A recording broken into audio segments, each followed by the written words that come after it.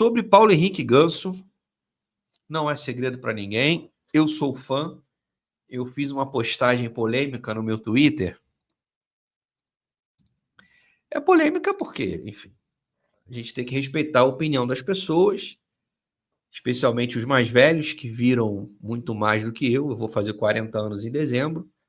Então, eu acompanho futebol desde ali o início da década de 90, mas entendendo mesmo a partir de 94, 95. E a galera da minha geração sabe que nós tivemos muitas dificuldades para se divertir vendo o Fluminense jogar em função dos rebaixamentos, aquela crise danada, 8 meses de salário atrasado, contratações bizarras, jogadores horríveis, enfim.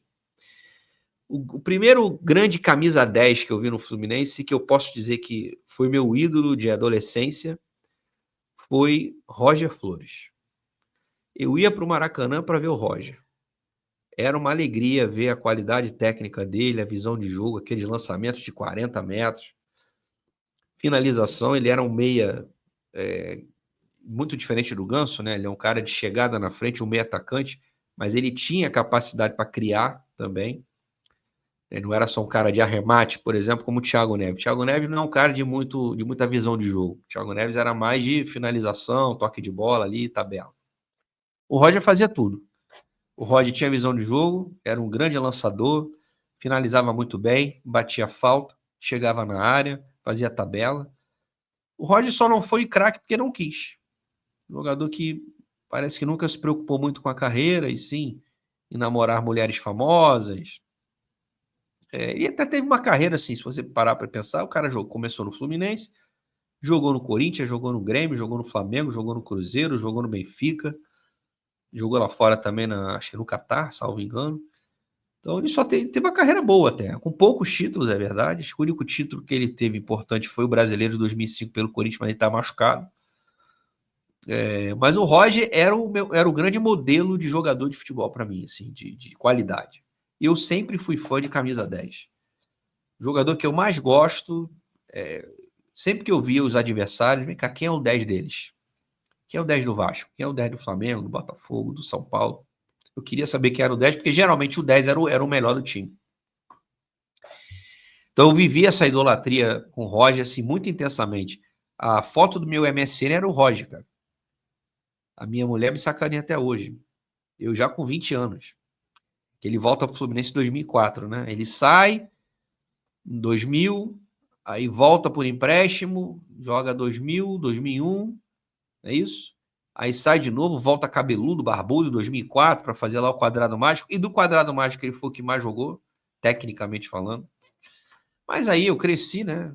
Desenvolvi barba e vergonha na cara e parei de idolatrar o Roger porque ele não queria ter fãs, né? Pela postura dele. E aí, cara, eu vi o Conca, que pra mim é um dos gigantes da nossa história, apesar do tamaninho. Jogador extremamente técnico, inteligente. Adoro o Conca. Naquela briga, quem é Conca e Fred, eu sou Team Conca muito, porque assim, eu prefiro mais, é o meu jeito de olhar futebol, eu gosto mais dos camisas 10 do que do camisa 9, do volantão. Tem gente que o Marcão era idolatrado pela torcida, o Marcão é seleção, porque ele marcava muito. É verdade, roubava a bola, muitas vezes sem fazer falta, legal. Mas eu gosto de camisa 10, eu gosto de quem pega a bola, dorme com ela, beija, faz amor com a bola. Esses caras aí, Roger, Conca, Deco, o Thiago Neves e o Ganso. O Ganso, cara, ele é um tipo de jogador que não é fácil você gostar dele, não. Não é. Não é um jogador de fácil compreensão. Por quê? Porque ele não tem número. O Ganso é um cara que veste a camisa 10 de um gigante do futebol brasileiro, que é o Fluminense, e não tem muitos números. Ele está 5 ou 6 anos no clube, tem 20 assistências. Pegar o Everton Ribeiro no Flamengo, por exemplo, talvez em um ano ele tenha tido mais que isso. E é por isso que eu adoro o Ganso, porque ele é um gênio sem precisar de número. O Ganso não precisa ser um grande finalizador, que ele não é. Ele não precisa ser um grande garçom, que ele não é. E ainda assim ele é genial. Porque ele simplifica o futebol com uma complexidade que poucos conseguem entender e aceitar. Porque o Roger Flores, era muito fácil gostar dele. Ele fazia gol, ele batia falta, ele dava assistência, ele corria. O Ganso não é um cara de velocidade, ele não dá assistência, ele não faz gol, não bate falta. E ainda assim, na minha opinião, ele é mais genial do que o Roger, do que o Conca, do que o Thiago Neves. E é um cara que, mesmo com 36 anos, e infelizmente, muito em breve, vai acabar se tornando o jogador que todo mundo sempre diz que ele é. Tá chegando no final da carreira. Mas que, se tiver bem fisicamente, tem tudo para ajudar o Fluminense. Eu não abro mão do Paulo Henrique Ganso de jeito nenhum. Pode jogar junto com o Acosta? Há discussões. Eu acho que pode em algumas partidas. Em jogos com equipes mais intensas, de mais velocidade, grama sintética, é uma temeridade os dois juntos. Mas você vai enfrentar um Juventude no Maracanã, um Ceará, eu acho que você pode ter esses dois, se não o tempo todo, mas durante um período que vai fazer o time criar oportunidades. Porque o Ganso é esse jogador. A complexidade de entender o futebol dele é exatamente essa. Ele é o modelo do Fluminense. A gente fica tentando dizer o seguinte: o Ganso só joga com o Diniz, ou ele só joga com o treinador que joga para frente. Não é isso. O modelo é o Ganso. O Ganso é que faz com que o time jogue de uma forma que se adapte à maneira dele atuar, mas não por imposição, mas com naturalidade. Com o Ganso em campo, o jogo fica associativo como que por osmose. Você sabe que a bola vai passar por ele muitas vezes, ele não vai estar perto do gol, porque não é a característica dele, ele vai ficar no círculo central, ele vai pegar a bola com o zagueiro, vai pegar a bola com o lateral, vai pegar a bola com o outro lateral, e ele vai dar muitas vezes a pré-assistência, que não é contabilizada, talvez na enorme, na grande maioria das vezes, dos sites de estatística. Pré-assistência, alguns sites falam em pré-assistência. Mas o Ganso, ele, além de ser o cara da pré-assistência, ele é o cara do início da construção da jogada. Que isso aí passa despercebido, isso não vai estar nos números. O que vai estar lá é quem deu o passe para o cara fazer o gol.